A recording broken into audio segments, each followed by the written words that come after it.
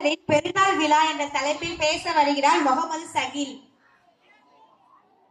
நான் முகமது சகில். நான் 2ஆம் வகுப்பு படிக்கிறேன். நான் எடுத்துக்கொண்ட தலைப்பு தமிழரின் பெருநாள் விழா. மாண்புமிகு தலைமை ஆசிரியரை, மரியாதைக்குரிய ஆசிரியர்களே, என் நண்பர்களே, எல்லோருக்கும் என் இனிய வணக்கம்.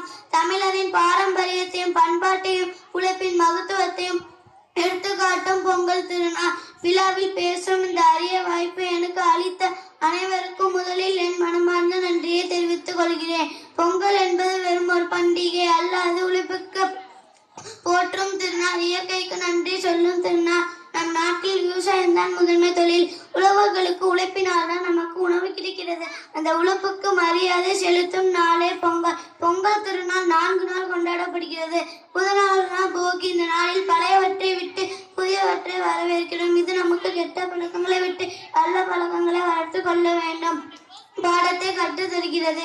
2வது நாள் தைப்பொங்கல். இந்த நாளில் சூரியனுக்கு நன்றி கூறுகிறோம். சூரியன் இல்லை என்றால் மழை இல்லை, உணவு இல்லை. அதனால் தான் சூரியனே உனக்கு நன்றி.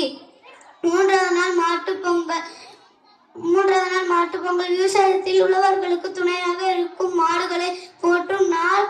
மாடுகள் இல்லாமல் விவசாயம் இல்லை. அதனால் தான் மாடுகளையும் குடும்ப உறுப்பினர்களை போல் மதிக்கும் பண்பாடு தமிழர்களுக்கு உள்ளது. 4வது நாள் காணும் பொங்கல். இந்த நாளில் உறவினர்கள், நண்பர்கள் அனைவரும் ஒன்றாக கூடி மகிழ்ச்சியுடன் நேரம் செலவிடுகிறோம்.